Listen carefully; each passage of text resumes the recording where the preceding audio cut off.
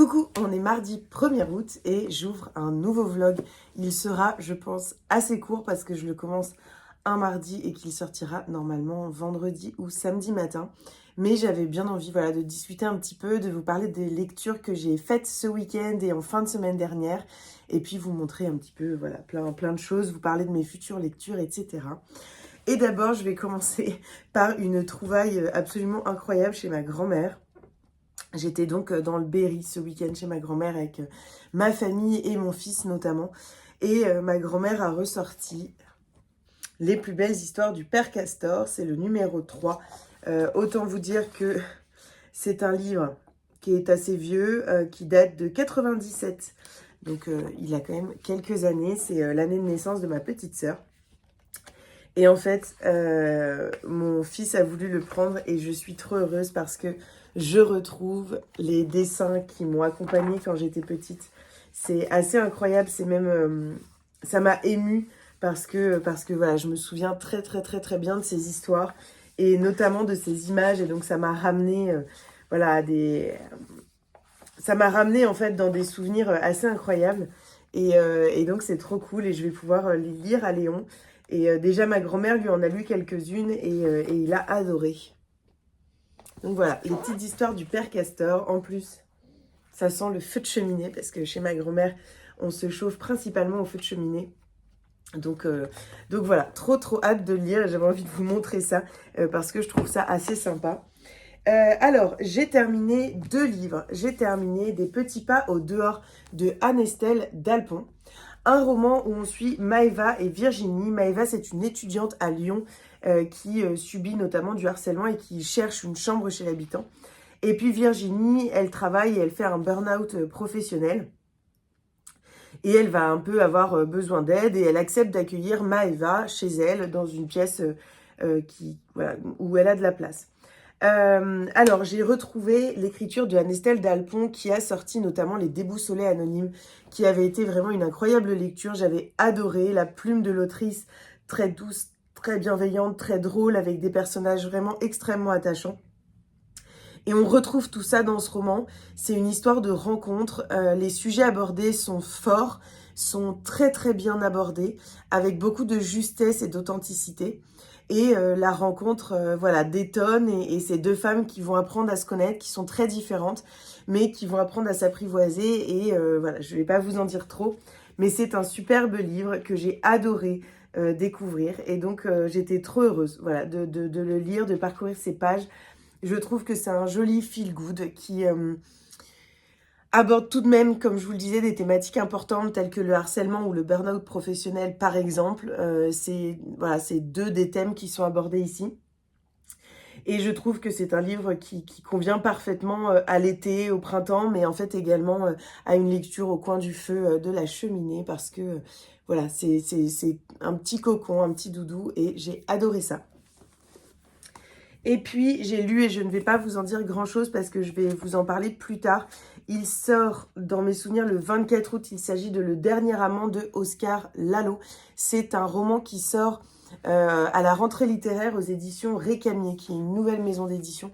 C'est donc une de ses premières parutions avec... je vous l'ai déjà montré dans un vlog précédent, mais j'ai 1000 ans. Et ce roman, je vous en parlerai dans la première vidéo sur la rentrée littéraire qui sortira à peu près le 15 août, je pense, aux alentours. J'ai déjà tourné pas mal de séquences.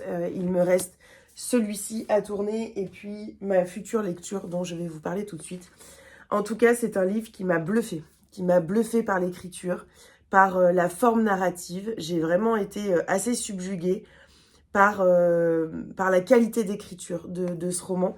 Et donc voilà, j'ai hâte de vous en parler. C'est vraiment, ça se dévore, c'est vraiment des tout petits chapitres. Et ça vaut le coup, c'est un livre qui nous parle de violences faites aux femmes et de violences faites à la terre. Moi j'ai trouvé ça grandiose, donc je vous en reparlerai.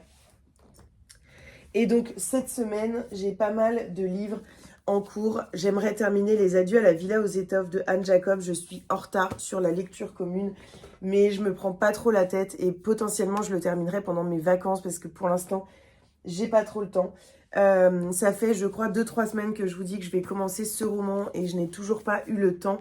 Est-ce que je vais le commencer là? Est-ce que je ne vais pas le commencer là? Je n'en sais rien. En tout cas, il est sur ma petite table pour me donner envie de le lire. Donc voilà. Et le livre que je vais vraiment débuter aujourd'hui, je pense, parce que je ne travaille pas. Il s'agit de Du même sang de Dénéné Milner. Ça sortira le 24 août aux éditions du Cherche-Midi. La couverture est incroyable. Et c'est un roman qui nous emmène en Amérique et qui nous parle d'adoption, des liens du sang, des liens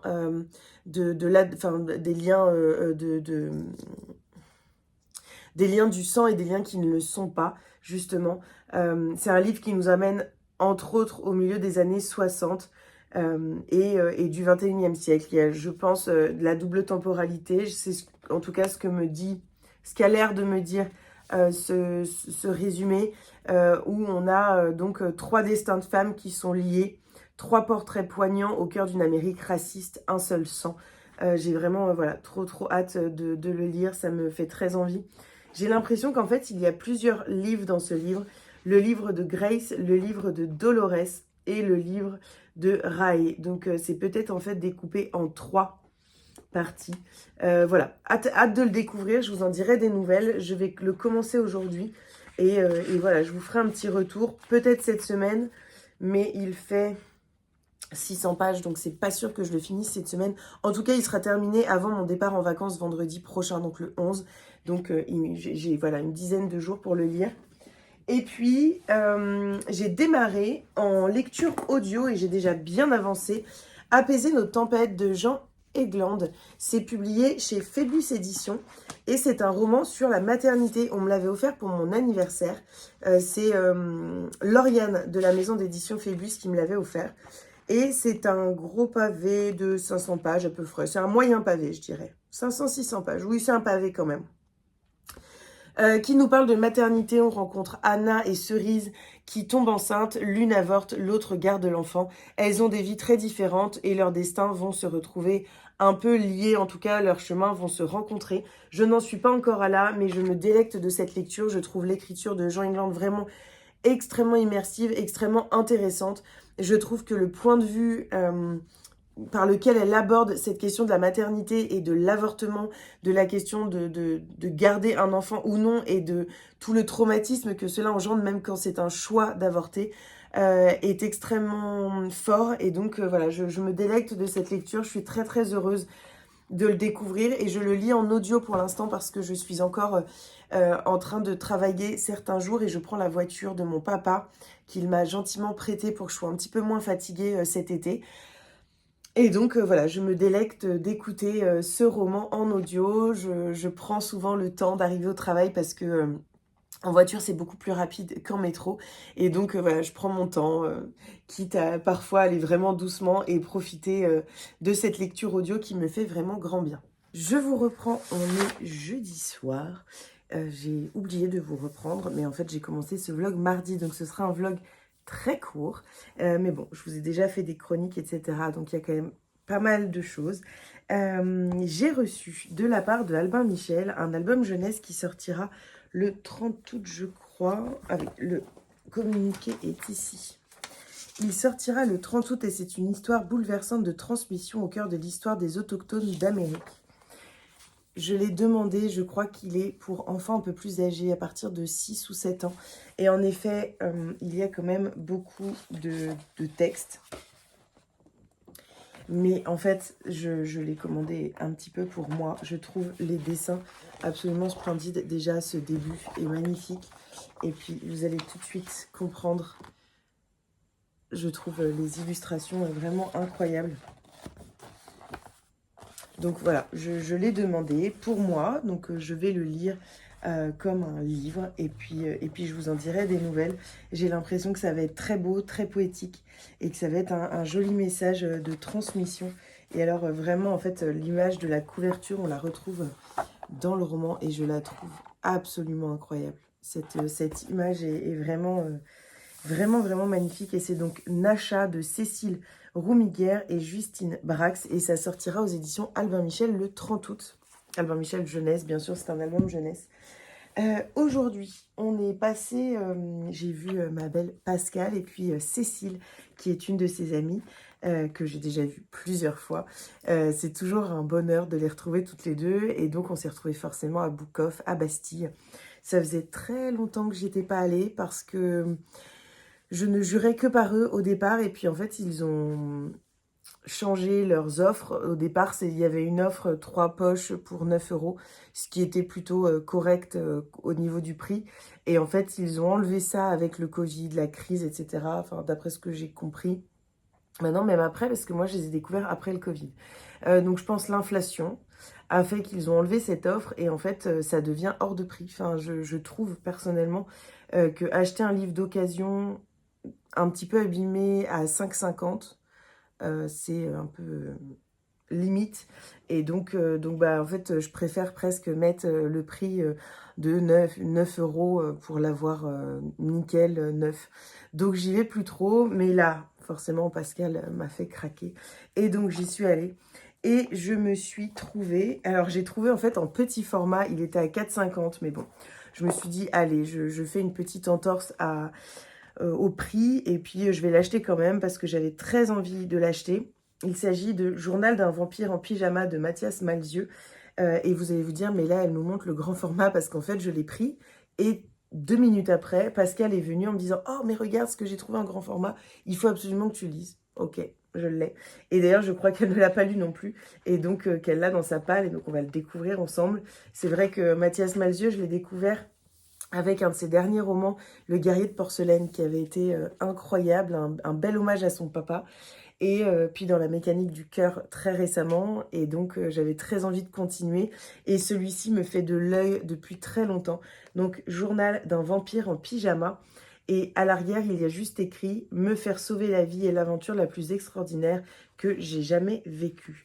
Voilà, je n'en sais pas en fait du tout plus sur ce roman, mais j'ai très très envie de le lire. Bon, c'est assez drôle quand on achète d'occasion parce qu'il y a écrit sur la première page « Bon rétablissement à notre fille adorée ». Donc bon, je crois que ça lui a pas trop plu vu qu'elle l'a mis en bouquinerie. Et puis, je suivais un peu Pascal parce que moi, enfin, il y avait des romans qui me faisaient envie, mais en fait, je les ai pris en photo pour les mettre dans ma wishlist parce que je trouvais qu'ils étaient très chers. Enfin, voilà, mais après, c'est très personnel, mais je trouve que quand même, c'est un petit peu abusé au niveau du prix. Et puis, pour le coup, il y avait quand même une offre pendant les soldes pour les grands formats qui étaient à 3 euros pour une grosse partie des grands formats en tout cas. Et donc, je me suis procuré celui-ci, qui est La fabrique de poupées de Elisabeth McNeill. C'est publié aux Presses de la Cité. Je l'ai donc acheté 3 euros. Donc, ça vaut le coup. En fait, avec le mode cinéma, vous voyez pas grand-chose. Je trouve la couverture super jolie. Et c'est Pascal qui m'a dit « Oh, je l'ai dans ma palle, il a l'air trop bien, etc. » Donc, je me suis dit « Bon, bah, allez, on va se faire une lecture commune. » Et pour le coup, il a été dédicacé à Marianne. Voilà, je trouve ça un petit peu bizarre de mettre des livres dédicacés à la vente. Mais bon, pourquoi pas, hein. De toute façon, c'est pas très grave. Alors, je vais vous lire le résumé que je découvre en même temps que vous parce que je l'ai acheté sans même savoir, juste avec le titre et la couverture et puis bien sûr ce que Pascal m'en disait. Londres 1850. 1850. L'exposition universelle va bientôt ouvrir ses portes dans le tout nouveau Crystal Palace et les badauds se pressent pour venir admirer cette merveille. Parmi eux, Iris, modeste employée dans un magasin de poupées, à la beauté matinée de difformité, qui rêve de devenir artiste peintre. Et puis il y a Silas, taxidermiste, amateur de macabre et de curiosité, désireux d'y exposer ses créatures. Ces deux-là se croisent et leurs destins en seront à jamais bouleversés. Iris accepte bientôt de poser pour Louis Frost, un jeune peintre pré-raphaélite. Je ne sais pas ce que ça veut dire. Avec lui, le champ des possibles s'élargit et le modèle avide de liberté découvre peu à peu l'art et l'amour. Mais c'est compter sans Silas qui rôde non loin de là, tapis dans l'ombre, et n'a qu'une idée, faire sienne celle qui occupe toutes ses pensées, jusqu'à l'obsession. Campée dans un Londres à la Dickens, la fabrique des poupées met en scène la détermination d'une femme à s'affranchir de sa condition. C'est aussi un conte cruel, raffiné et résolument moderne, au suspense maîtrisé, qui explore avec précision chirurgicale les frontières entre l'amour, le désir et la possession. Trop hâte. C'est un gros pavé, 500 pages à peu près. Et je me suis procuré 2 jeux pour enfants que j'adore. Et je les ai en fait à mon cabinet. Et je joue souvent avec ça. Enfin, je joue souvent à ces jeux-là avec les enfants. Et j'avais très envie de les offrir à Léon. Et là, il y avait les 2 pour le prix d'un. Il s'agit de Batawaf. C'est pour les enfants. Vous voyez pas trop. Ouais. Pour les enfants entre 3 et 6 ans. C'est un super jeu de bataille. Je ne sais pas si vous allez vous rendre compte, mais en fait, ici, on a des cartes voilà, avec les chiffres et puis une jauge. Et donc, ça permet de faire un jeu de bataille de façon un petit peu simplifiée. J'adore. On y a déjà joué ce soir alors que je viens de rentrer. Et puis, je lui ai pris aussi le Bataflash, qui est un jeu de bataille et de rapidité. Et celui-ci, je crois que c'est mon préféré. C'est pour un peu plus grand, mais en fait, Léon est tout à fait... En même temps, on joue au double. Donc, en fait, je pense qu'il est habitué à chercher les mêmes images sur différentes cartes, mais il a tout de suite compris le principe. Et donc voilà, on a des cartes avec plusieurs animaux, et en fait on crie le nom de l'animal quand il y a 2 animaux pareils, et puis s'il n'y en a pas 2 pareils, et ben on crie Bataflash. Voilà, c'est un jeu de bataille, rapidité, et en même temps, ça permet ici voilà, de connaître un petit peu les chiffres, etc. Et puis ici, c'est un jeu qui développe l'observation des petits, un peu comme le double, et puis voilà, la capacité de rapidité dans un jeu. C'est assez sympa, donc trop cool. En plus, c'est des petits jeux, comme je vous disais, qui se transportent. Moi, j'aime bien ces petits jeux-là parce que ça se transporte partout, en vacances, dans les transports. Enfin, voilà, c'est assez sympa, donc trop cool. J'ai pas beaucoup avancé dans mes lectures, mais je suis en phase de terminer Apaiser nos tempêtes, que j'ai dévoré, tout simplement. Je l'ai lu en lecture un peu accélérée sur Audible. Maintenant, j'écoute en 1.7 à peu près. Sinon, c'est trop lent pour moi. Et vraiment, je me délecte de cette lecture. Je ne sais plus si je vous en ai parlé, mais on est auprès de 2 Américaines, Anna et Cerise, qui en fait vont vivre toutes les 2 une grossesse non désirée. L'une va avorter et plus tard avoir des enfants, une famille, et l'autre va garder l'enfant et va se retrouver voilà, un peu en difficulté, à devoir beaucoup travailler pour pouvoir subvenir aux besoins de sa fille. C'est un très beau roman sur la maternité que je trouve très juste, très dur, extrêmement dur à certains moments, mais je trouve que l'autrice a une finesse et une justesse dans sa façon d'aborder ces questions qui me touchent et qui, je pense, va toucher beaucoup de monde. Donc voilà, un incroyable roman. Pour le coup, je vous en reparlerai avec plus de précision dans le prochain vlog. Il me reste une centaine de pages, je pense, à peu près. Peut-être moins.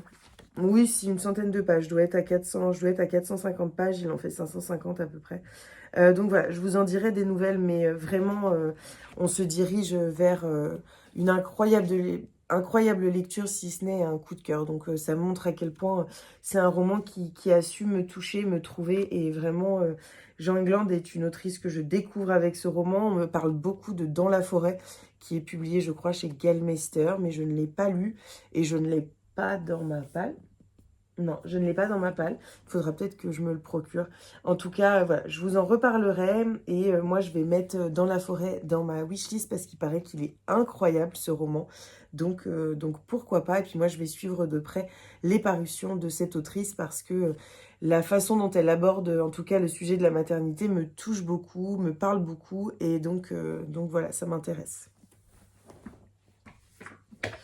Voilà, j'espère que ce tout petit vlog vous aura plu. Je pense qu'il va faire une vingtaine de minutes à peine. Mais voilà, ça permet toujours de passer un joli petit moment en ma compagnie si vous le désirez. Voilà. N'hésitez pas à liker cette vidéo, à commenter pour papoter un petit peu, et puis à partager sur les réseaux parce que c'est comme ça que la chaîne se fait connaître. Et puis moi, je vous dis à bientôt dans une nouvelle vidéo.